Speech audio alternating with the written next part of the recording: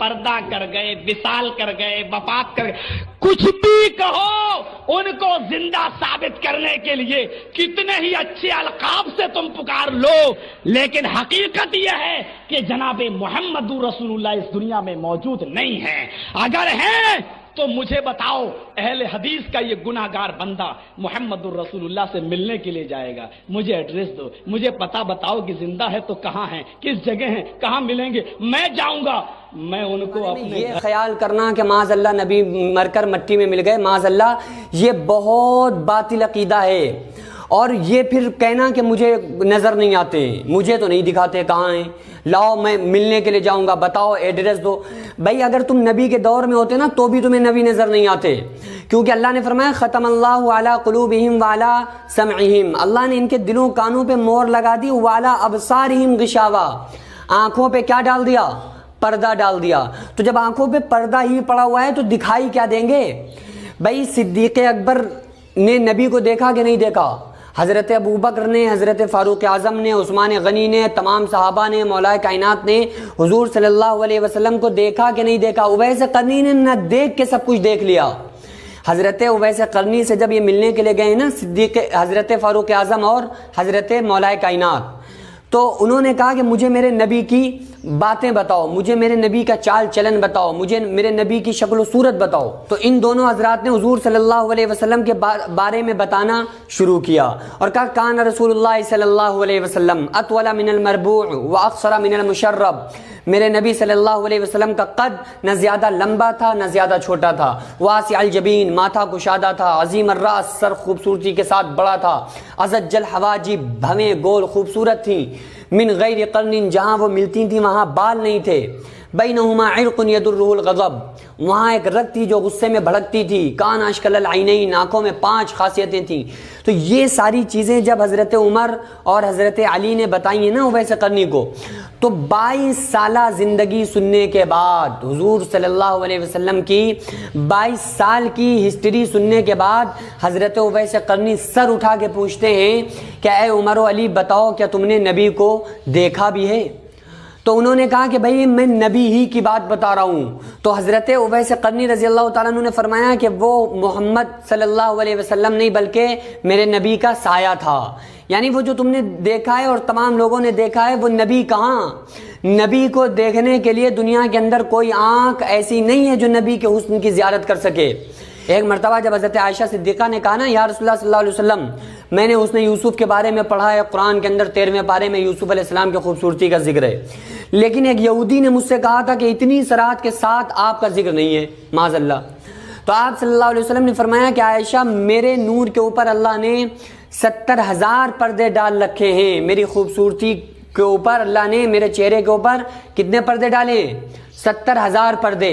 آپ نے فرمایا کہ میرے اگر چہرے پر سے ایک پردہ بھی ہٹا دیا جائے تو دنیا کی کوئی آنکھ میری زیارت نہیں کر سکتی۔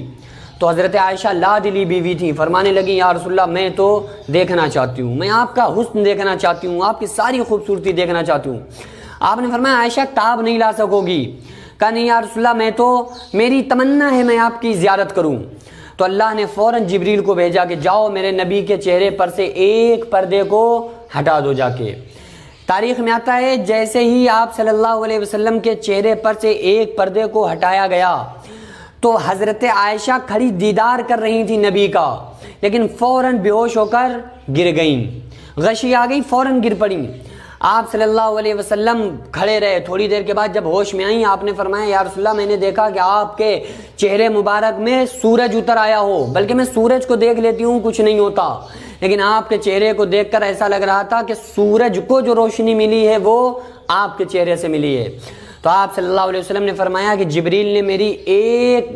میرے چہرے کے پردوں میں سے 70,000 پردوں میں سے ایک پردے کو ہٹایا تو عائشہ تم تاب نہ لا سکی۔ اگر میرا اللہ میرے 70,000 پردوں کو ہٹا دیتا تو دنیا کے اندر کوئی آنکھ ایسی نہیں تھی جو میری زیارت کر سکتی۔ تو حضور صلی اللہ علیہ وسلم کے زمانے میں جو لوگ تھے انہوں نے حضور کو دیکھنے کے بعد بھی نہیں دیکھا۔ بھائی ابو جہل دیکھ رہا ہے کہ کہہ رہا ہے کہ آپ اگر چاند کے 2 ٹکڑے کر دو میں مان لوں گا نبی، حضور نے کیے، اس نے آنکھوں سے دیکھا، نبی کا چہرہ بھی دیکھ رہا ہے اور معجزہ بھی دیکھ رہا ہے، لیکن اس نے مانا؟ بھائی نہیں مانا، کیونکہ اللہ نے کیا کیا تھا؟ والا سمعی والا ابصارہم غشاوہ، آنکھوں پہ پردہ ڈال دیا، صم بکم عمیون فہم لا یرجعون، گونگا بہرا اندھا بنا دیا۔ پیر تو موجود ہیں لیکن پیر صحیح جگہ پہ چلنے کے لائق نہیں، آنکھیں موجود ہیں لیکن نبی کو پہچان نہیں رہی ہیں۔ اور یہ دیکھیے ہمیشہ یاد رکھیے کہ حضور صلی اللہ علیہ وسلم کے بارے میں جو یہ لوگ خیال کرتے ہیں کہ معاذ اللہ مر کر مٹی میں مل گئے، استغفر اللہ، تو یاد رکھیے کہ جب ان کے سامنے کوئی قرآنی دلائل پیش کرتا ہے نا اور یہ کہتے ہیں کہ بھئی ولا تقولوا لمن يقتل في سبيل الله اموات، جو اللہ کی راہ میں مارے جائیں انہیں مردہ نہ کہو بلکہ وہ زندہ ہیں۔ ایک جگہ آتا ہے قرآن میں بل احیاء عند ربهم يرزقون، کہ وہ اپنے رب کے پاس سے رزق بھی پاتے ہیں۔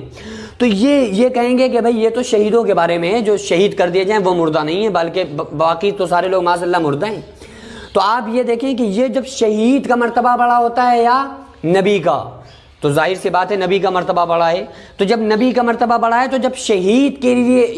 لیے یہ کہا جا رہا ہے کہ شہید نہیں مرتا ہے، شہید زندہ رہتا ہے، تو پھر نبی کے بارے میں تم ایسا کیسے خیال کر سکتے ہو؟ بھائی جو جنت ہے نا 8 قسم کی ہے، جو نیچے درجے کے لوگ ہیں، تو نیچے درجے کے لوگوں کو اگر 70,000 حوریں ملیں گی تو اوپر والوں کو کیا نہیں ملیں گی؟ ظاہر سی بات ہے کہ جو اوپر والے جنت کے لوگ ہوں گے، اوپر درجے کے لوگ ہوں گے، انہیں اور زیادہ اچھی ملیں گی۔ آپ کسی جگہ پر پہنچے کوئی روم لینے کے لیے ہوٹل میں، اور اس نے کہا کہ بھائی نیچے والی بلڈنگ میں جو ہیں وہ 2,000 روپے پہ روم ملے گا،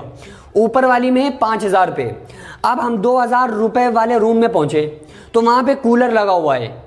تو اب ہم کیا کہیں گے کہ یار اس میں کولر ہے تو اوپر جو 5,000 روپے پہ مل رہا ہے اوپر والی بلڈنگ میں تو اس میں کولر نہیں ہوگا؟ یار جب 2,000 والے میں ہے تو 5,000 والے میں کیوں نہیں ہوگا، بلکہ اس میں اے سی بھی ہوگی۔ تو اسی طرح سے جب شہیدوں کا یہ مقام ہے کہ وہ مارے جائیں اللہ کے راستے میں، جو شہید ہو جائیں، تو وہ مردہ نہیں ہے، تو نبی کیسے معاذ اللہ مردہ ہو سکتے ہیں؟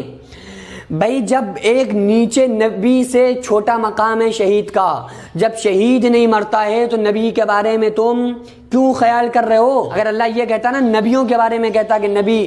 کا جسم مٹی نہیں کھاتی، اگر تو پھر یہ شہیدوں کے اوپر آپ بات فٹ نہیں کر سکتے تھے، لیکن اللہ نے نیچے والوں کے لیے کہا، یعنی شہید نہیں مر کر مٹی میں ملتے، تو پھر یہ آپ آٹومیٹک جو اونچے درجے کے لوگ ہیں وہ اس میں شامل ہو گئے کہ جب چھوٹے درجے والوں کو مٹی نہیں کھا رہی ہے تو اونچے درجے والوں کو کہاں سے کھائے گی؟ بھائی جب آپ ایک پولیس والے پہ، ایک جو دروغہ ہے اس پر آپ ہاتھ نہیں اٹھا سکتے ہیں تو آپ ایس پی پہ کیسے اٹھائیں گے؟ ایس پی پہ ہاتھ اٹھانے کے خیال بھول جاؤ۔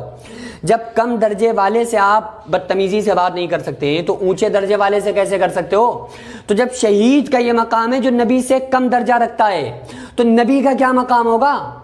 اور دوسری بات یہ ہے کہ آپ صلی اللہ علیہ وسلم نے کھلے طور پر حدیث میں واضح فرما دیا، آپ صلی اللہ علیہ وسلم نے فرمایا کہ اللہ نے حرام کر دیا ہے زمین پر نبی کے، انبیاء کے جسم کو، یعنی قبر کی مٹی انبیاء علیہ السلام کے جسم کو نہیں کھا سکتی، اللہ نے حرام کر دیا ہے اس کے اوپر۔ تو یہ تمام چیزیں حدیث و قرآن میں ملتی ہیں، لیکن ہم جب اس پہ عمل کریں گے، مانیں گے، سمجھیں گے، جب سمجھ میں آئے گا نا، یا ایسے ہی ہم بس فضول کی اپنے پیٹ بھرنے کے لیے، اپنے آپ کو چمکانے کے لیے، ہر آدمی یہ سوچ رہا ہے کہ ہمارا جو فرقہ ہے نا وہ فرقہ کیا چاہتا ہے، ہماری جماعت کی جو سوچ ہے تو ہماری تقریر جماعت کی سوچ سے الگ نہ ہونی چاہیے، چاہے وہ قرآن کے خلاف چلی جائے، حدیث